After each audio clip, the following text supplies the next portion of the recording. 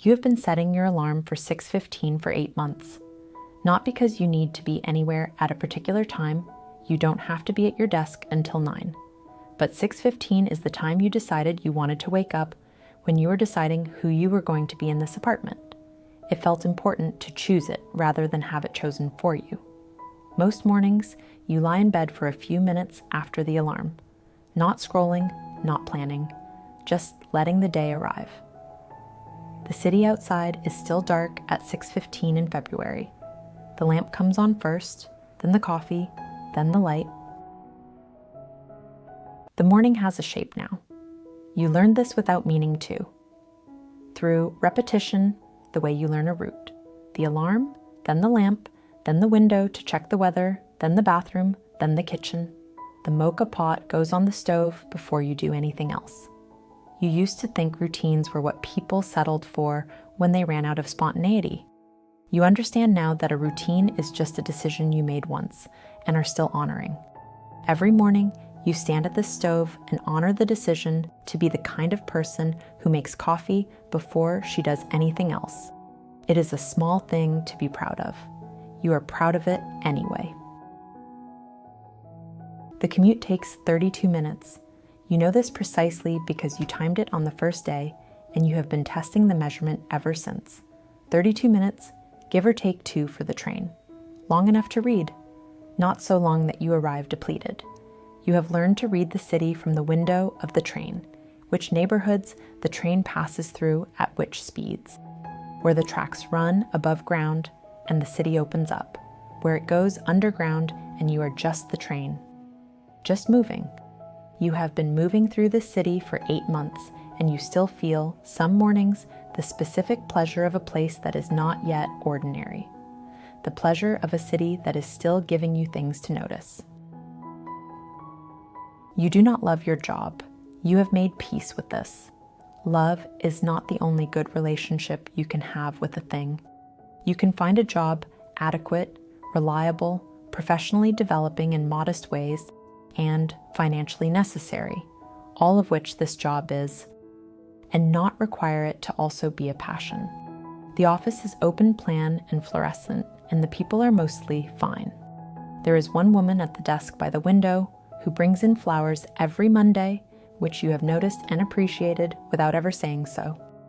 There's a man 3 desks over who eats lunch at his desk every day, and you have wondered about him, what he is avoiding or what he is saving time for.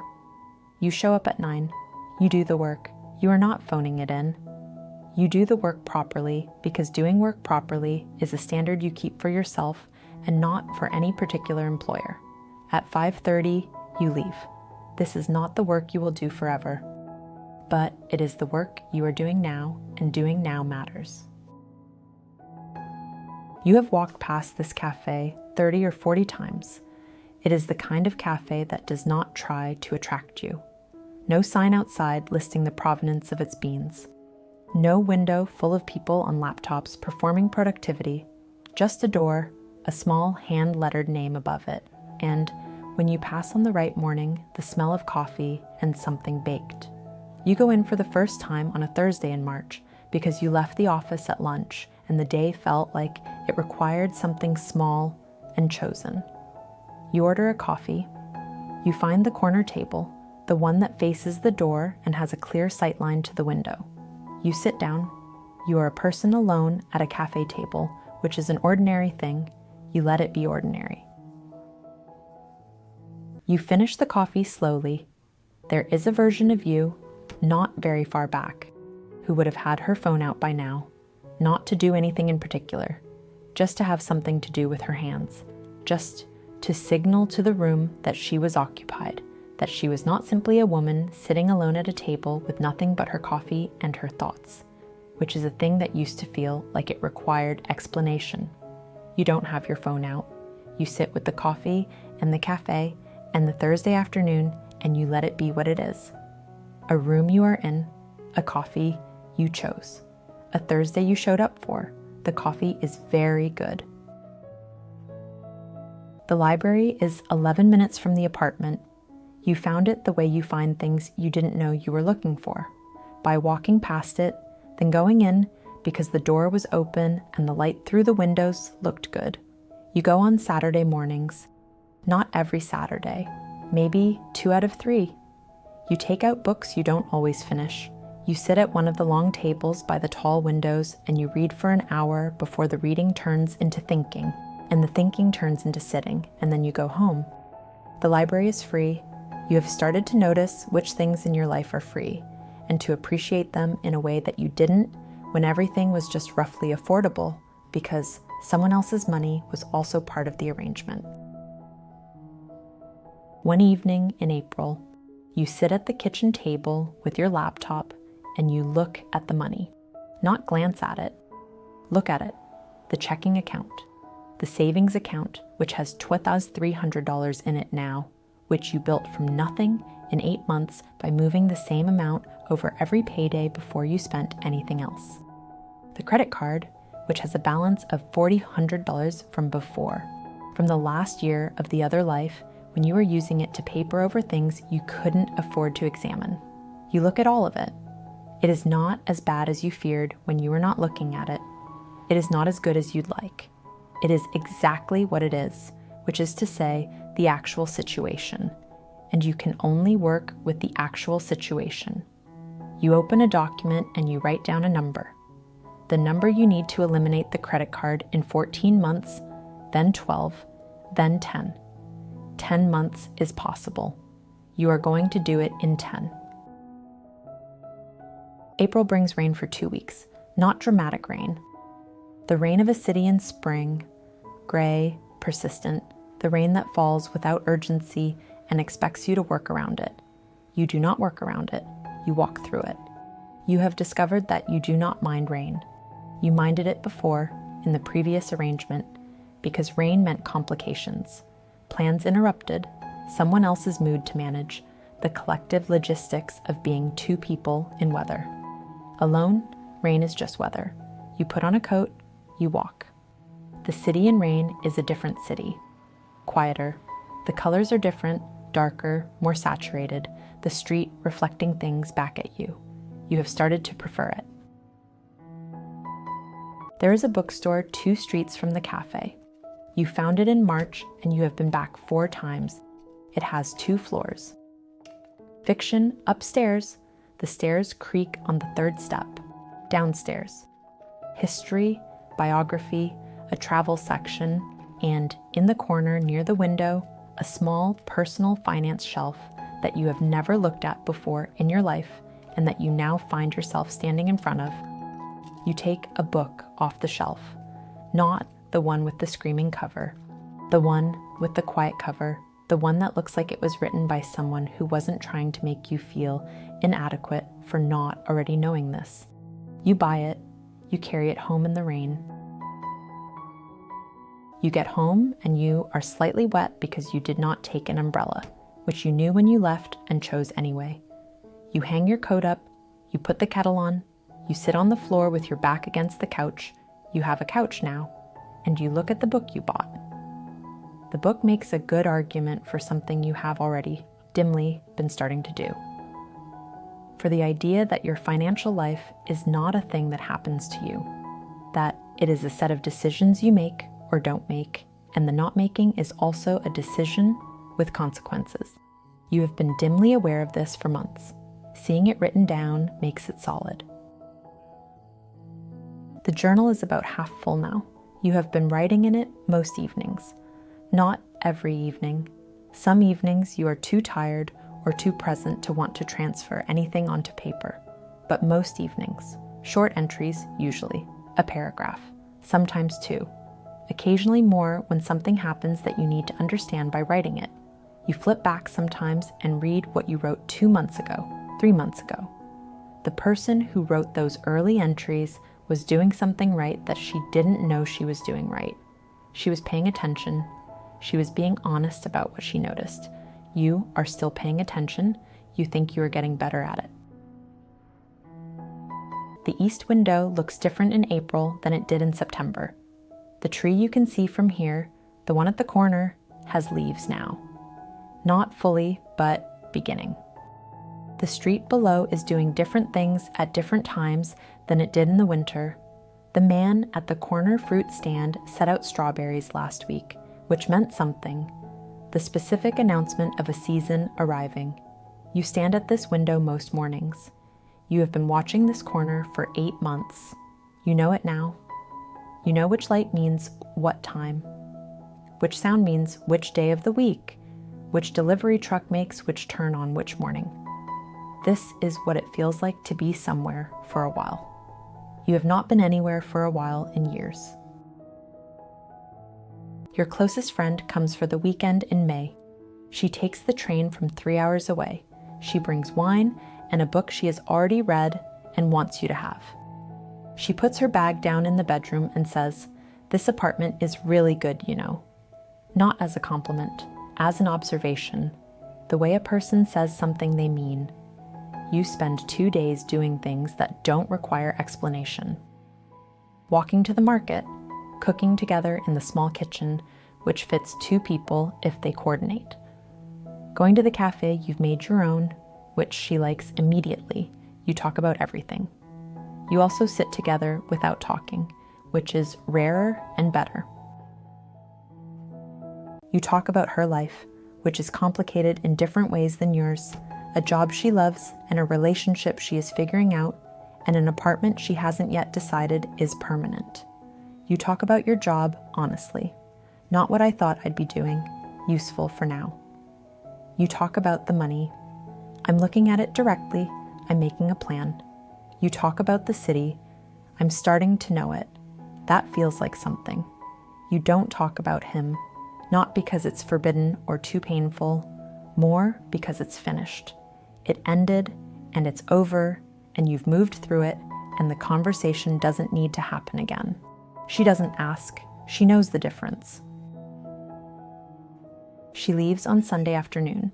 You walk her to the train station. You hug for a longer time than is typical. On the walk back, the apartment street feels the way it always feels after someone leaves. Slightly larger, slightly quieter, as if the air has not yet adjusted. You go home and you sit with it. Not with sadness exactly, with a particular awareness of what good company feels like in its absence. You have been alone enough now to know the difference between loneliness and solitude. This, the apartment quieter than it was 2 hours ago, is solitude. It is fine. You wash the wine glasses. You have been in this apartment for 9 months. In 9 months, you have built a savings balance from $0 to $12,800, eliminated $900 of the credit card debt, learned a new city block by block, read 17 books, filled 2/3 of a journal, become someone who goes to the same café on Thursday afternoons without it feeling like a small thing. None of this is visible to anyone but you. This is how it should be. The things that matter most in the early part of building something are the things that don't announce themselves. The savings that no one asks about, the debt quietly shrinking, the habits that haven't yet compounded into anything you could point to and say, "Look, that is what I built." But you can feel it. Underneath, the ground is becoming more solid. Thursday afternoon, the cafe. You have been coming here for 2 months. The woman who works the counter on Thursday afternoons now starts making your coffee when she sees you come through the door. You didn't ask for this. It just happened, the way rituals happen, through repetition until the world begins to accommodate them. You sit at the corner table. You have a book, which you may or may not read. You have an hour, which is yours. The cafe is doing what cafes do on Thursday afternoons. Someone across the room is working. A couple by the window talks quietly. A man at the table in the far corner has been there longer than you. He's always there longer than you've noticed, always in that corner, always alone, always looking like he's thinking about something important. You mind your own business. That's the agreement in a place like this. May ends the way good months end, not with a flourish, just by becoming June. You have a routine now, a real one, not a provisional one. The alarm at 6:15, the mocha pot, the commute, the office properly, the cafe on Thursdays, the library on Saturdays, the journal most evenings, the money checked and noted once a month, trending in the right direction. This is not the life you imagined at 22, sitting in a different city with a different plan. It is smaller in some ways. In other ways, it has more texture than anything you planned ever did. You are building something. You cannot see its whole shape yet. You trust that you will. You used to think independence would feel like freedom, the kind you see in films, someone alone on a train platform with one bag, looking at the horizon, the world open and available. It doesn't feel like that. It feels like knowing which drawer the scissors are in. It feels like a savings balance that changes because of your decisions. It feels like the particular confidence of a woman who has walked the same streets enough times that she has stopped looking at her phone for directions. It feels like a Thursday afternoon in a cafe where the woman at the counter already knows what you're having. It feels like ordinary competence accumulated slowly until the ground is solid under you and you didn't notice exactly when that happened. In September, exactly 1 year after you moved into the apartment, you pay off the credit card, not 10 months as you'd planned. 11, because in July you needed a new winter coat and you spent the month's extra allocation on that instead. And in August, you went to your friend's birthday weekend, which was worth more than the month's savings. 11 months. The balance reaches zero on a Tuesday evening. You are sitting at the kitchen table, you close the laptop, and you sit there for a moment. Then you make tea and you call your friend. I just paid off my credit card, you say. She says, "Oh my God, tell me everything." She already knows everything. That's not the point. You have been here for 1 year. The apartment is different from the apartment you moved into. Not in structure, the same east window, the same kitchen, but in everything else. The walls have things on them now. The bookshelf has run out of space and acquired a second shelf. The plant has doubled in size and probably needs repotting. You are different too, in the same way. Same person, in structure, but with more things on the walls, more pages in the journal, more of the city known. You have been paying attention for a year. You have been building something for a year. You don't know yet what it is going to be, but you know it is yours, and you know the ground under it is solid, and that is enough to keep building. You have been alone for a year. Not lonely, alone. The distinction has become important to you. Loneliness is about wanting something you don't have. Solitude is about being with yourself, which is a relationship you are still learning. You are not avoiding connection. You talk to your friend twice a week. You have a colleague who sometimes walks to the train with you. You talk to your mother on Sundays, which is complicated and fine. You have the cafe and the library and the city and the park and the bench that is 2 blocks from here. But you have not tried to be in a relationship.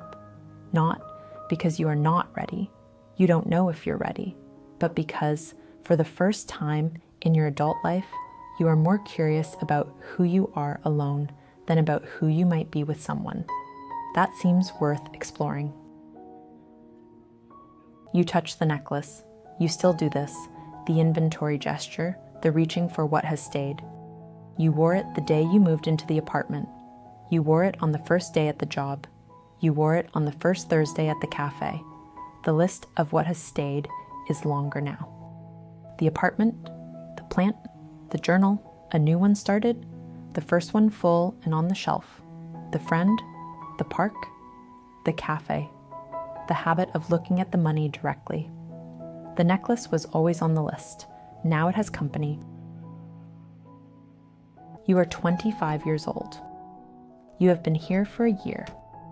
You have an apartment that is yours, a savings account with $1,400 in it, a credit card with a zero balance, a journal that is full, and a second journal that has just begun, a cafe where someone knows your order, a library route, a plant that needs repotting. You have a self that is becoming more consistent, more predictable to herself, more honest about what it needs and less likely to need it from the wrong places. You are building something, you still cannot see its whole shape.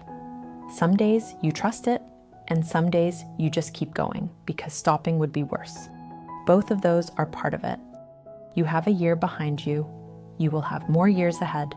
You are going to build the whole thing, whatever it is, 1 year at a time. Begin.